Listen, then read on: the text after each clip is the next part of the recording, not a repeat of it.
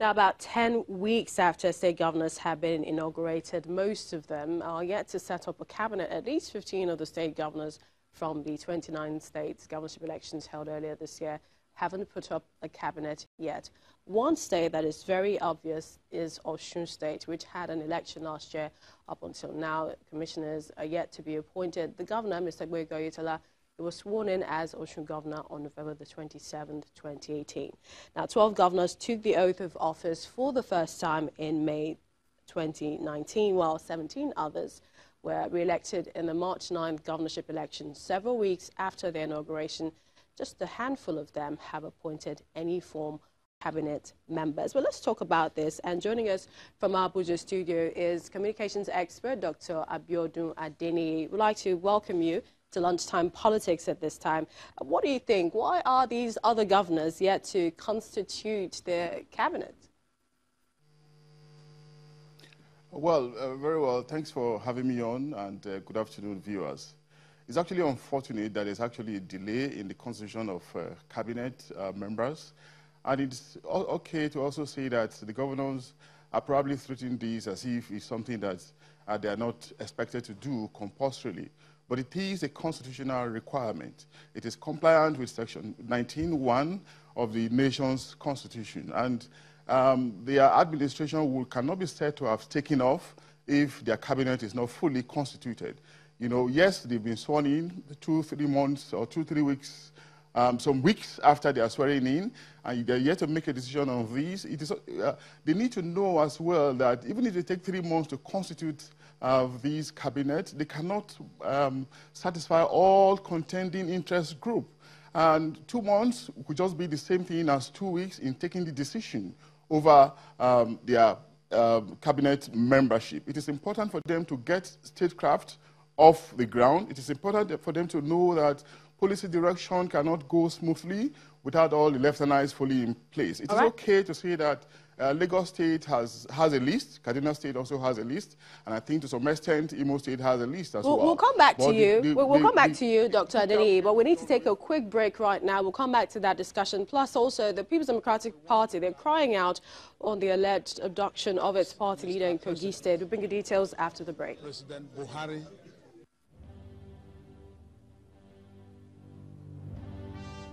Welcome back, everyone, to the program. And we're still talking with our guest, who is in our Abuja studios, communications expert, Dr. Abiodun Adeniyi from Bayes University. Thank you so much once again for your patience.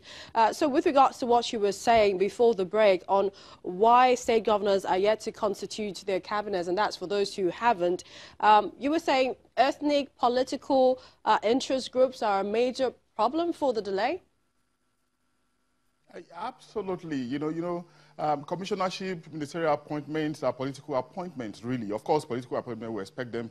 We can't expect anything different. It's about balancing interest groups. It's about being concerned about influences, about patronages, about groups that helped you and those that probably did not help you, and all of that. But the argument here is that these processes of balancing, can continue till eternity. It can continue ad infinitum. There has to be a cut-off time. There has to be a deadline for it. And I'm arguing that, if you say 2 weeks is fine, if you say a week is fine, of course you can activate situations and move on with the decision you have taken. But it's something that is going to continue if you permit it to continue like that, And if you do that, statecraft will suffer, governance will suffer, and it becomes more difficult, more problematic for you to deliver on your vision and your mission and your objectives for the people. And that's what we're asking the governors to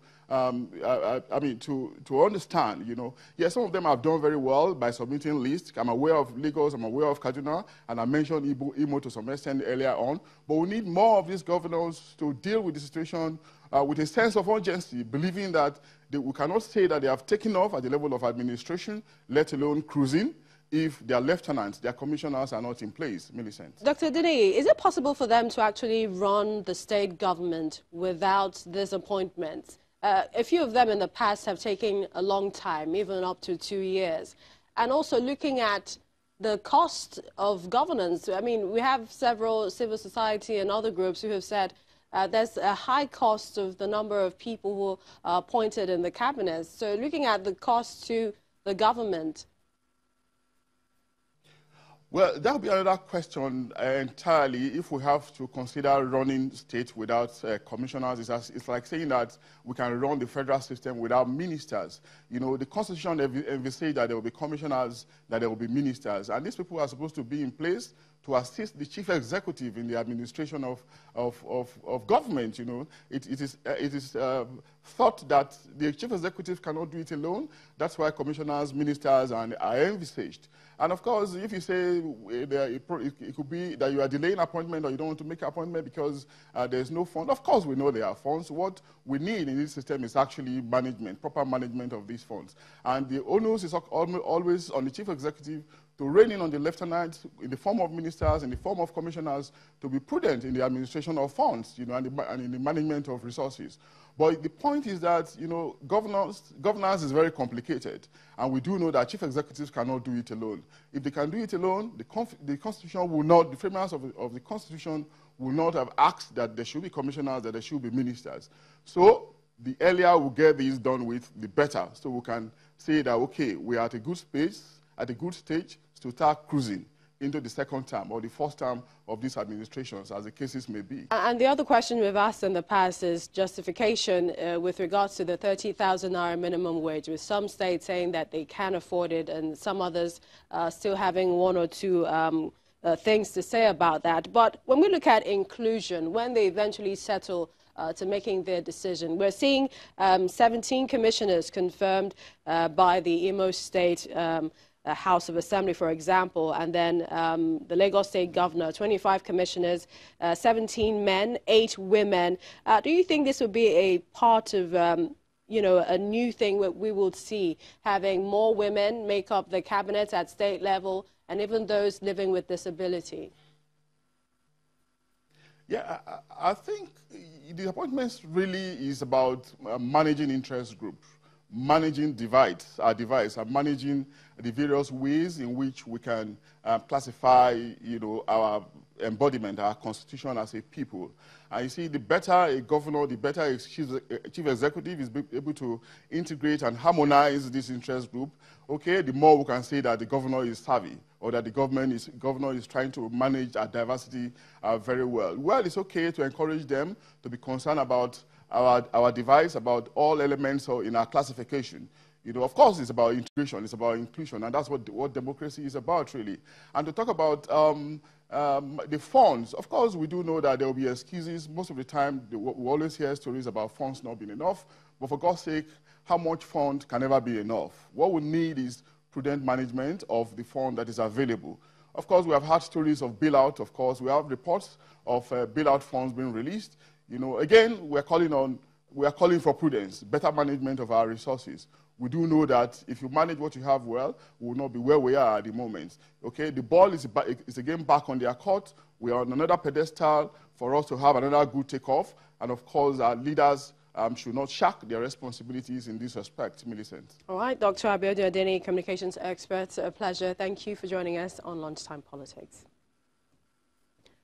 The People's Democratic Party, PDP, they've cried out to the federal government to intervene in the alleged abduction of its leader in Kogi State. This is ahead of the November governorship election. Now, the party in a statement today is asking the hierarchy of the army, the police and the Department of State Services, the DSS, to speak out on the alleged abduction of its Okene local government chairman, Mr. Musa Adelabu, by gunmen reportedly dressed in military fatigue. The party expressed worries that 3 days after his abductors reportedly dared his family members that they were acting on orders from above, there had been no trace of his whereabouts. The PDP is calling on President Muhammadu Buhari as the Commander-in-Chief of the Armed Forces to address the situation. The governor of Enugu State, Mr. Ifeanyi Ugwuanyi, has ordered the immediate demolition of caves in Agwu Forest and also the clearing of bushes around the Umuogboa Ihe Tunnel. Now, the area, which has served as a hideout and also escape route for kidnappers operating in the area, has in recent time witnessed several attacks, with the killing of a priest, kidnapping of traditional ruler and his wife being the most recent. While inspecting the ongoing construction of a military base along Enugu-Port Harcourt Expressway, A move to enhance the security of the area. The governor assured the citizens of his commitment to the security and lives of people. Well, that's how we wrap things up on Lunchtime Politics. Thank you for watching. Don't forget to join the conversation on our social media platforms at Channels TV, at CTV Politics, #Lunchtime Politics. I'm Millicent Nwaka. I'll see you soon.